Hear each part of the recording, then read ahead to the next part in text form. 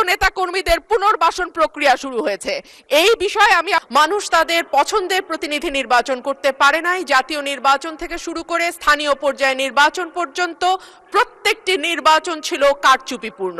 সে কারণেই একবার সংসদে আমি মজা করে বলেছিলাম, সুষ্ঠু হয়েছে নির্বাচন, ভোট দিয়েছে প্রশাসন, তাকিয়েছিল জনগণ, এর নাম বাংলাদেশের নির্বাচন।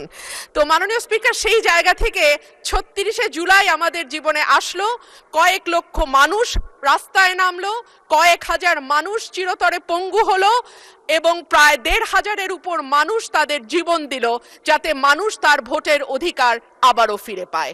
এবং আল্লাহর কাছে অশেষ শুকরিয়া মাননীয় স্পিকার, একটি অবাধ, সুষ্ঠু, নিরপেক্ষ নির্বাচনের মধ্যে দিয়ে ত্রয়োদশ জাতীয় সংসদ গঠিত হয়েছে এবং আমি এই সংসদে একজন স্বতন্ত্র প্রার্থী হিসেবে নির্বাচিত হয়েছি।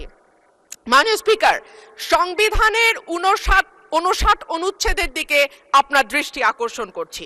সংবিধানের ৫৯ অনুচ্ছেদ বলছে, নির্বাচিত ব্যক্তিদের সমন্বয়ে গঠিত প্রতিষ্ঠান সমূহের উপর প্রজাতন্ত্রের প্রত্যেক প্রশাসনিক একাংশের স্থানীয় শাসনের ভার থাকিবে। সোজা বাংলায় বলতে গেলে স্থানীয় সরকার পরিচালিত হবে নির্বাচিত প্রতিনিধিদের মাধ্যমে।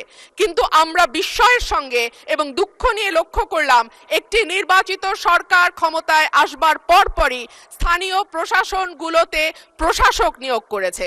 মাননীয় স্পিকার, যখন শেখ হাসিনা পালিয়ে গেল তখনকার পরিবর্তিত পরিস্থিতিতে অন্তর্বর্তীকালীন সরকার প্রশাসক নিয়োগ দিতে বাধ্য হয়েছিল, কারণ আমরা দেখেছি ইউনিয়ন পর্যায়ে, উপজেলা পর্যায়ে চেয়ারম্যান বা মেম্বার যারা ছিল তারাও পালিয়ে গেছে। কিন্তু এই অবস্থা তো মাননীয় স্পিকার এখন আর নেই। এখন তো একটা সুষ্ঠু নির্বাচন দেয়া যায়। সেই জায়গায় আমরা দেখলাম দলীয় নেতাকর্মীদের পুনর্বাসন প্রক্রিয়া শুরু হয়েছে। এই বিষয়ে আমি